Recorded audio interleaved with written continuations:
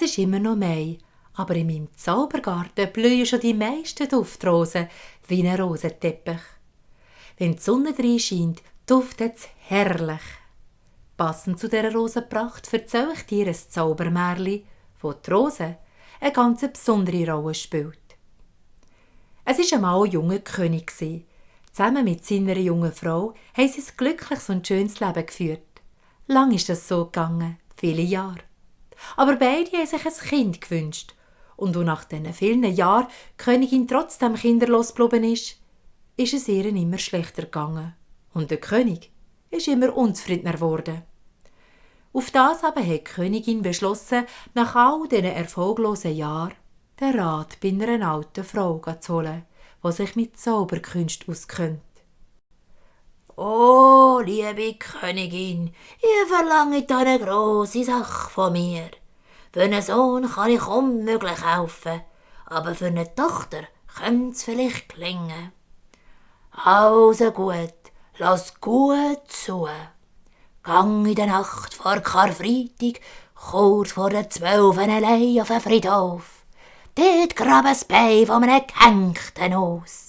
Gang heim mit dem Bein und verbrenn's am ersten Ostertag zu Pulver. Zu dem Pulver leg das Haar von einem Mädchen, wo genau 7 Jahre, 7 Monate, 7 Wochen und 7 Tage alt ist. Das Ganze kocht zu einem Brei mit Stechköpfelsamen. Wenn der Brei fertig ist, isst er und dann schau, was passiert. Die Königin hat alles genau so gemacht, wie ihr die alte Frau gesagt hat. Und tatsächlich, 9 Monate später hat die Königin, aber statt das Menschenkind, eine Rose geboren. Es war eine wunderschöne Rose. Die hat sich erhebt und ist aus dem offenen Schlafzimmerfenster raus ins Freie geschwebt. Draussen hängt sie sich an einen Rosenstrauch fest. Auf das aber geht der König in den Garten, um seine Tochter vom Strauch zu pflücken. Doch ohne Erfolg. Ja, es ist überhaupt niemandem gelungen, die Rose vom Strauch zu nehmen. Hässig läuft der König zurück zu seiner Frau ans Bett. »Was bist du für ein Weib? Zum Teufel mit dir! Jede normale Frau bringt ein Menschenkind zur Welt, doch du eine Rose. Du bist eine Hex. Mach, dass du fortkommst von da, aus meinem Schloss, aus meinem Reich, einfach fort. Verschlag ich dich töten.« Die Königin, noch ganz schwach auf den Beinen von der Geburt, steht auf, legt sich an und geht aus dem Schlafgemach, raus aus dem Schloss. Dabei läuft sie im Schlossgarten umeinander und geht zum Strauch hin, wo ihre Rosentochter hängt. Sie küsst ihr Kind und fängt bitterlich an zu brieken. »Oh, meine liebe Tochter, dein Vater schickt mich fort, weil ich statt des Menschenkind dich zur Welt gebracht habe.« »Oh, liebe Mutter, trink den Tautropfen in meinem Kelch und du wirst immer genug zu essen und zu trinken finden.« Und die Mutter trinkt den Tautropfen im Kelch, küsst auf das aber noch ihr Rosenkind und die beiden verabschieden sich voneinander. Die Königin macht sich auf den weg von dem Ort, aus dem Reich, weit, weit weg. Sie läuft viele Tage, bis sie in einen Wald kommt, wo sie eine grosse Höhle findet. Da will sie bleiben und allein ohne Menschen leben. Die Königin sammelt ganz viel Moos und andere Sachen, um die Höhle gemütlich und wohnlich einzurichten. Jahr um Jahr vergehen und in all dieser Zeit muss die Königin immer wieder an ihr Rosenkind denken. Sie fühlt sich schuldig, ihre einzige Tochter im Stich gelassen zu haben. Die wilden Tiere, wie Bären und Wölfe und andere, machen ihr nichts. Im Gegenteil, sie haben ihr immer wieder einen Besuch abgestattet.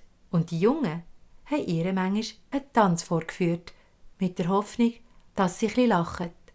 Die Vögel haben mir die schönsten Lieder gepfiffen und um die Höhle herum sind die schönsten Blumen gewachsen. Die Tochter, wie die Tochter ihr gesagt hat, ist jeden Morgen zu essen und zu trinken vor der Höhle gestanden. Über all die Jahre hat die Heime die Rosentochter das ganze Jahr vor sich hin blöd, Jahr ein und Jahr aus, Im Winter wie im Frühling, im Sommer wie im Herbst. Über all die Jahre ist auch der König immer wieder die Sonne vorbeigegangen. Doch jedes Mal, wenn er in die Nähe kam von ihr, hat sie sich verschlossen vor ihm. Das hat der König getroffen und verletzt. Und in seiner Hilflosigkeit sagt er nach vielen Jahren einmal ganz leisig bei ihr: «Wenn ich doch nur wüsste, was ich machen könnte, dass sich meine einzige Tochter nicht immer vor mir verschließt.» Ganz erstaunt hörte der König auf das aber eine feine Stimme. «Du hast meine Mutter fortgejagt. Seitdem lebt sie traurig und verloren in einer Höhle. Hol sie wieder zurück ins Schloss, und ich werde mich nicht mehr vor dir verschliessen.» Dann war es ruhig. Der König war ganz erstaunt, was er da gehört hat. Aber sein Herz ist weit aufgegangen und er hat sofort anordnen, dass man nach seiner Frau sucht, der Königin. Die Diener sind losgeritten. Ja, sie mussten lange suchen, bis sie endlich in dieser Höhle im Wald gefunden haben. Sofort haben sie sie zurück ins Schloss gebracht. Von dort weg ist die Freude und das Leben wieder ins Schloss zurückgekehrt. Und die Rose hat seitdem noch viel schöner blüht als je zuvor. Es war eine wahre Pracht. Weit umeinander hat man von dieser Wunderblume erzählt, weit über die Landesgrenzen hinaus. So sind viele Leute von weit her gekommen, um diese Pracht zu bestaunen. Könige, Prinzen und andere vornehme Leute haben dieser Rose sogar kostbare Geschenke mitgebracht, mit der Hoffnung, dass sie sich vielleicht in einen Mensch verwandelt. Doch die Rose ist eine Rose geblieben. Einmal, an einem wunderschönen Tag, ist ein Geigenspieler vorbeigekommen, um die Wunderblume zu sehen. Als er sie gesehen hat, war er so berührt, dass er seine Geige genommen hat und ihr die schönsten Lieder angefangen zu spielen. Auf das aber springt eine wunderschöne junge Frau aus dieser Rose, umarmt den Geigenspieler und gibt ihm gerade einen Kuss auf die Backe und strahlt ihn an. Hat früher jemand so schöne Musik aus dem Herzen gespielt, hätte ich mich auch dann schon in einen Mensch verwandelt. Der Geigenspieler war ganz durcheinander. Er hat die Schönheit nur angeschaut. So fein war sie und lieblich hat sie ausgesehen, dass er sich gerade in sie verliebt hat. Zusammen sind sie zum König und zur Königin gegangen und die waren überglücklich, als sie gesehen haben, dass ihre Tochter jetzt ein Mensch ist. Das ganze Land hat gejubelt und sich mit ihnen gefreut.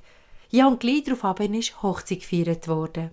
Die Hochzeitglocke hat geläutet und jetzt hat es ein grosses, schönes Fest gegeben. Der Geigenspieler und die Prinzessin, die haben ein langes und glückliches Leben miteinander geführt, mit ganz vielen Kindern. Und wenn sie noch nicht gestorben sind, ja, dann leben sie heute noch.